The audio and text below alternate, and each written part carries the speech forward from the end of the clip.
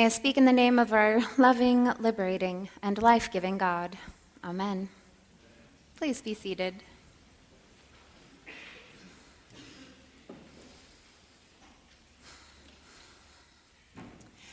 At some point during middle school, I developed the unfortunate habit, as teenage girls, at least then, were wont to do, of overusing the word like. I would say like all the time. It was kind of like a problem. Generally speaking, my teachers and parents and peers tolerated this quirk, but it drove my older sister, a very mature high school freshman, absolutely bonkers. We could barely begin a conversation before she'd interrupt me to offer some deeply loving expression of concern, like, "What's wrong with you?" Or, "Why are you talking so funny?" To which I invariably had no good response. Why was I talking so funny?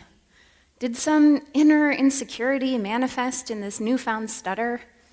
Possibly. Did I look to my friends and simply mimic their mode of, speaking? Probably. Did I pick it up from TV shows and movies that celebrated the ditzy, ridiculous heroine? Perhaps. To be entirely honest, I didn't know.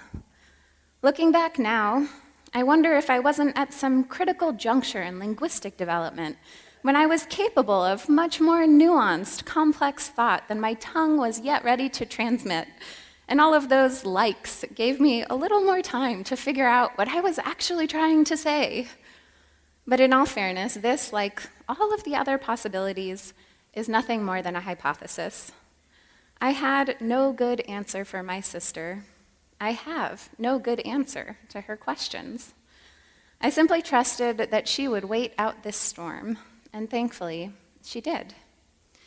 And many years later, when she developed the unfortunate habit, as Stanford undergraduates, at least then, were wont to do, of being perpetually overwhelmed and overscheduled, always tired and worried and late, distracted by her many tasks, and I found myself saying, with less judgment, for I did not have the excuse of being a freshman high schooler, things like, "What's going on with you?" And she would say, never one to kid herself, "I have no idea." I believed her. I understood. Today, Jesus stumbles into the relationship of two sisters, the home of two sisters, and it's hard to know who would have driven whom more bonkers. Martha, with her perpetual motion, always working, always busy, mouths to feed, dishes to wash, floors to sweep, or Mary, so, I'm tempted to say spacey, but that belies a prejudicial interpretation of this tale. After all, Mary never speaks. Perhaps she was not so much absorbed in daydreams as simply alarmingly, disarmingly present.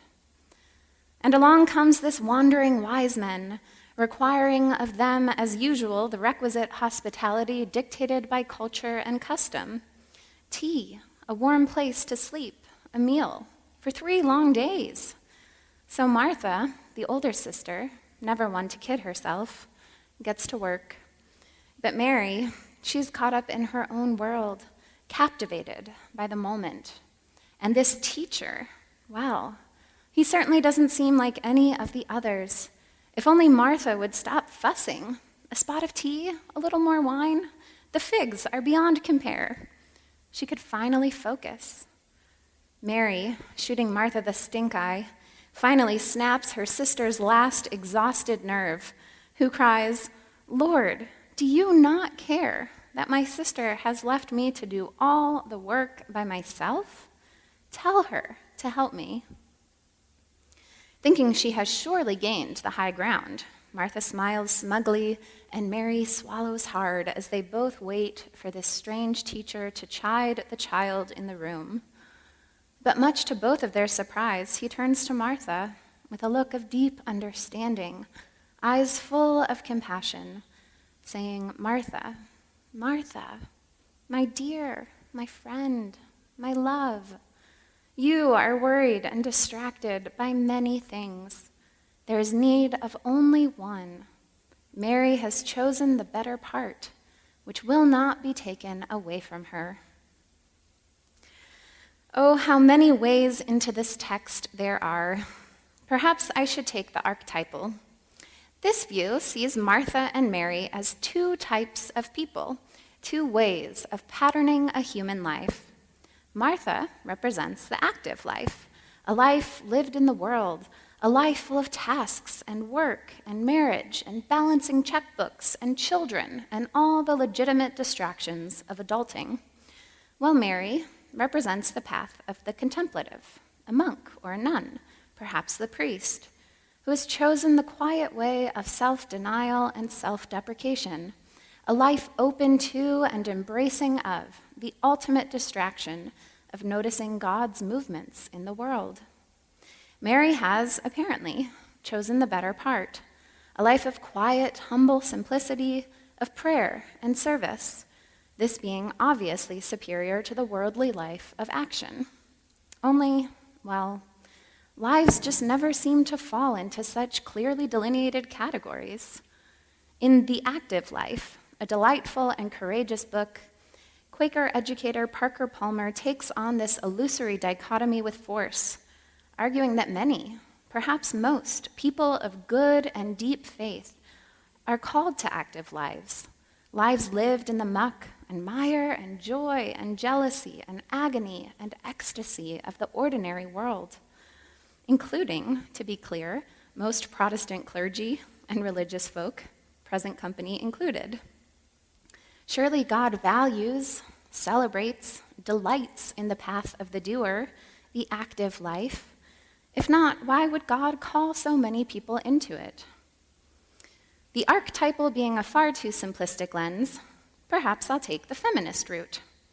This is, after all, a rare scriptural story featuring two women, a tale in which Jesus apparently chooses the company of two females.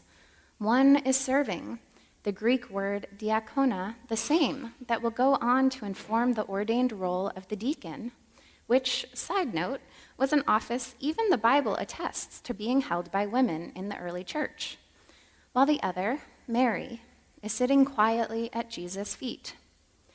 It's too easy to see Mary as the passive, obedient, acquiescent one, some sort of ideal for ancient women who had, frankly, no substantive role in public life. The truth is more shocking, as the story highlights not simply that Mary was so receptive, but that Jesus was so willing to teach her, so happy to have another female disciple, another woman friend and student. Scholars see this story as a quite explicit celebration of the theological education of women. And if we read the early history of the church as God's ongoing revelation, it might even be something of a critique for that nascent ecclesia, a body that would swiftly deny many diligent Marthas their rightful place at the altar and in the community, serving as diaconia. Perhaps Luke, the gospel author most concerned with the place and priorities of women, wished to remind readers of every gender that women could and would continue to be students of the good news, faithful listeners, diligent learners, and this good grace would, thanks be to God for them, their families, and the church on earth and in heaven, never be taken away from them. This will not surprise you, but I'm fond of that lens. That said, I'm going to take another perspective entirely this morning. Instead of seeing Mary and Martha as representing two distinct potential patterns or paths, or two characters in an important allegory on the life and character of the early church, I wonder if they might not also represent two aspects of the individual self, two natural, life-giving tendencies within each of us, which together contribute to our flourishing. Let's say Martha does represent the impulse toward action, creativity, productivity. Even the most zealous, industrious, fruitful life of faith necessarily includes moments of quiet and prayer, times for solitude and silence, rest and retreat, Sabbath and serenity. Think of someone who spends their life working for justice, organizing, writing, reading, teaching, marching, but always starts and ends the day with 20 minutes of silence and the Lord's Prayer. And let's say Mary does represent the impulse toward contemplation, reflection, meditation. Even the most diligent and disciplined life includes times of hard labor and physical exertion, times of invigorating activity and creative collaboration. The rules of life of even the strictest monastic communities commend, in some measure, manual labor, cooking, gardening, cleaning, hospitality, administration, spiritual direction, writing, and more. All active undertakings, nevertheless integral to the integrity of a contemplative life. Jesus does not tell Martha that she is occupied in bad, wasteful, or indulgent things. It may well be that he sympathizes with her. Jesus himself seems often frustrated by his many tasks, worried about all that he has yet to do. It may even be that Martha's way is good. It's just that Mary's way is better. Why does this matter? Throughout the 1960s, a curious bit of pop psychology emerged. As early studies of the two hemispheres of the brain became well known, showing the left side to be logical and verbal, type A and driven, while the right was more emotional and creative, there was a sense that this distinction explained particular styles of personality. And so we developed a tendency to describe people, like engineers, as left-brained, and other people, like artists, as right-brained, depending on their particular gifts and inclinations. Recently, psychiatrist Ian McGilchrist has further studied the divided brain, asking why we need two halves. What purpose is there in their redundancies and their particularities? Instead of asking what they do, he focused his research on how they do what they do and on what they are like. His most recent book, The Master and His Emissary, The Divided Brain and the Making of the Western World, explores just these questions.